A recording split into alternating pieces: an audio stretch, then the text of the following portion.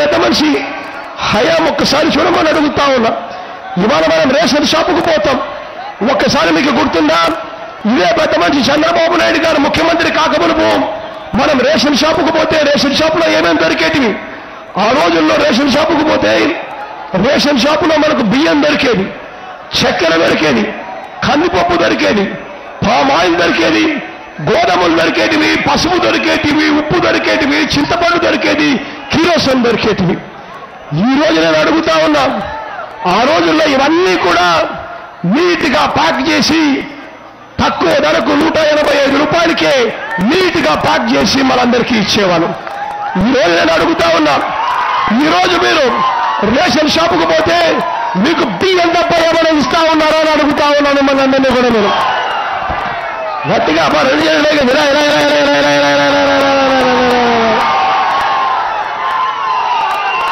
ఆ బియ్యం పరిస్థితి కూడా ఏమిటి?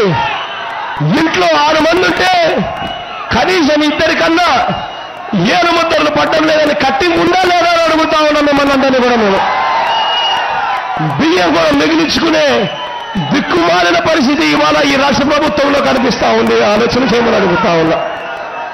ఇదే పెద్ద మనిషి చంద్రబాబు నాయుడు గారి హయాంలో ఇవాళ రేషన్ కార్డు కావాలన్నా లంచం ఇవ్వండి పని జరగదు.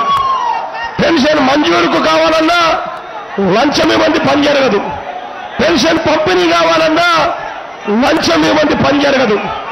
ఇల్లు మంజూరు కావాలన్నా లంచం ఇవ్వండి పని జరగదు.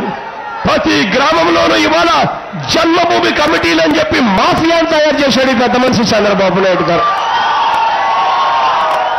ఇవాళ గ్రామాలలో త్రాగడానికి మినరల్ వాటర్ దొరకదు, కానీ గ్రామాన వీధి చివర బడి పక్కన గుడి పక్కన ఇంటి పక్కన ఏం కనిపిస్తాయి మనకు? కనిపించేదేమిటి? మందు షాపులు కనిపిస్తాయి. ఇదే పెద్ద మనిషి చంద్రబాబు నాయుడు గారు ఎన్నికలప్పుడు ఏం చెప్పాడు? పిల్లలు తాగి చెడిపోతున్నారట. ఎన్నికలప్పుడు ఎన్నికలు అయిపోయినాక ఈయన చేసిన తొలి సంతకం ఏమిటి? తొలి సంతకం బెల్ట్ షాపులు రద్దు అని తొలి సంతకం చేశాడు. ఈ పెద్ద మనిషి చేసిన తొలి సంతకం బెల్ట్ షాపులు రద్దు అని చేశాడు. ఇవాళ ప్రతి గ్రామంలో ఇంతకు ముందు ఒకటే ఉంటే ఇప్పుడు 5, 6 కనిపిస్తా ఉన్న పరిస్థితిలోకి ఇవాళ తీసుకుపోయేది పెద్ద మనిషి చంద్రబాబు నాయుడు గారు. ఈ పెద్ద మనిషి చంద్రబాబు నాయుడు గారి పరిపాలన ఎంతటి దారుణంగా ఉందో ఒక్కసారి చూడమని అడుగుతా ఉన్నా. ఇవాళ రాష్ట్రంలో చంద్రబాబు నాయుడు గారు పైన కూర్చుంటారు. పైన కూర్చొని ఆయన అవినీతి చేస్తాడు. పైన కూర్చొని ఆయన ఇసుక వదిలిపెట్టాడు, మట్టి వదిలిపెట్టాడు, బొగ్గును వదిలిపెట్టాడు, కరెంటు కొనుగోలు వదిలిపెట్టాడు, రాజధాని భూములు వదిలిపెట్టాడు, విశాఖ భూములు వదిలిపెట్టాడు, చివరికి గుడి భూములు, దళితుల భూములు కూడా ఎక్కడా కూడా వదిలిపెట్టకుండా పెద్ద మనిషి అవినీతి చేస్తాడు. ఆయన పైన అవినీతి చేస్తాడు, కింద గ్రామాలను దోచుకోమని జన్మభూమి కమిటీలకు అప్పచెప్పాడు ఈ పెద్ద మనిషి చంద్రబాబు నాయుడు గారు. రాష్ట్రంలో ఇంత దారుణమైన పరిపాలన సాగిస్తా ఉంటే ఈ పెద్ద మనిషి చంద్రబాబు నాయుడు గారు తన ప్రభుత్వంలో మంచి పరిపాలన జరుగుతా ఉంది, మంచి పాలన అని చెప్పి ఈ పెద్ద మనిషి చంద్రబాబు నాయుడు గారు అంటారు. నేను అడుగుతా ఉన్నా చంద్రబాబు నాయుడు గారిని, మీ అందరి తరపున అడుగుతా ఉన్నా, అయ్యా చంద్రబాబు నాయుడు గారు మంచి పరిపాలన అంటే ఏమిటో నీకు అర్థం తెలుసా? చంద్రబాబు నాయుడు గారిని అడుగుతా ఉన్నా. ఈ పెద్ద మనిషి చంద్రబాబు నాయుడు గారు గట్టిగా అడుగుతా ఉన్నాం, అయ్యా మంచి పరిపాలన అంటే 4.5 సంవత్సరాలు నువ్వు ప్రజలను కాల్చుకొని తిని ఇప్పుడు ఎన్నికలకు 6 నెలల ముందు 6 నెలలు ఉన్నాయనేసరికి ఇప్పుడు చంద్రబాబు నాయుడు గారికి గుర్తుకొస్తుంది, అయ్యయ్యో నేను ఇంకా రేషన్ కార్డు నీవు అందలేదా ప్రజలకు, నాకు ఇప్పుడే గుర్తుకొచ్చింది అని ఇప్పుడు అంటాడు ఈ పెద్ద మనిషి చంద్రబాబు నాయుడు గారు. 4.5 సంవత్సరాలు ఈ పెద్ద మనిషికి గుర్తుకు రాదు, ప్రజలు గాలికి పోతా ఉన్నా గుర్తుకు రాదు. కానీ ఎన్నికలకు 6 నెలల ముందు ఉండంటే కొన్ని కొత్త రేషన్ కార్డులు అలా ఇసిరేస్తాడు. ఎన్నికలకు 2 నెలల ముందు అనంటే కొన్ని కొత్త పెన్షన్లు అలా మంజూరు చేస్తాడు. ఎన్నికలకు 5 నెలల ముందు అనంటే కొందరు బీసీలకు పనిముట్లు, అది కూడా ఏంది నాసిరకం, అది కూడా కమిషన్ల కోసం కొన్న పనిముట్లు.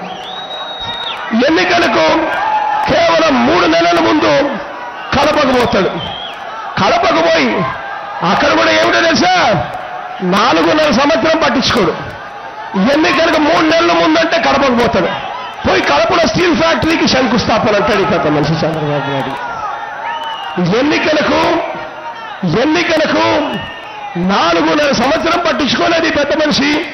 కానీ ఎన్నికలు 6 నెలలు ఉన్నాయి అనేసరికి ఈ పెద్ద మనిషికి ఇవన్నీ గుర్తుకొస్తాడు. ఎన్నికలకు 4 నెలల ముందు ఈ పెద్ద మనిషి యువకులకు నిరుద్యోగ వృత్తి గుర్తుకొస్తుంది. యువ నేస్తమని చెప్పి పేరు పెడతాడు.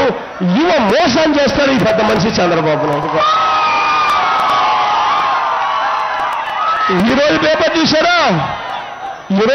చూశారా? ఎన్నికలకు 3 నెలలు ఉన్నాయనేసరికి ఈరోజు పేపర్ చూసారా? ఈనాడు పేపరు. ఈరోజు ఈనాడు పేపర్లో కనిపిస్తుంది ఏమిటో తెలుసా, 5 లక్షల ఇల్లులంట. 4.5 సంవత్సరాలు ఇవ్వాల.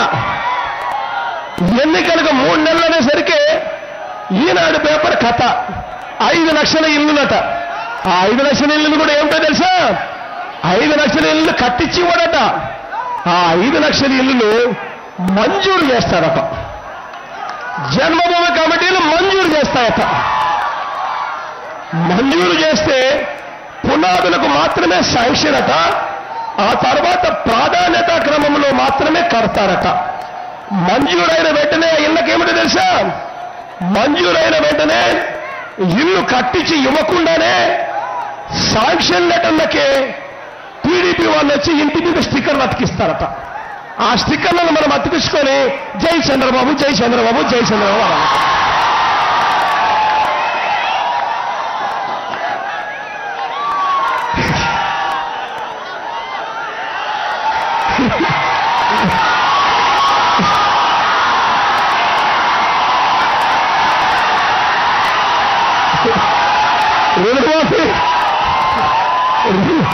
రుణమాఫీ చేయకుండానే చేసేశాడు అని చెప్పి రైతులందరూ కేరింతలు కొట్టాలట. జై చంద్రబాబు జై చంద్రబాబు.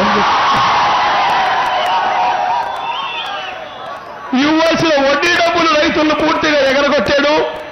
డ్వాక్రా వాళ్లకు చెవులో పెద్ద పువ్వు పెట్టాడు. అయినా డ్వాక్రా వాళ్ళు అక్కచెల్లెమ్మలందరూ చంద్రబాబు నాయుడు గారు వాళ్లకు రుణమాఫీ చేసేశాడు అని చెప్పి స్టిక్కర్లు అతికించాలట. అతికించి జై చంద్రబాబు జై చంద్రబాబు అని చెప్పాలన్నమాట.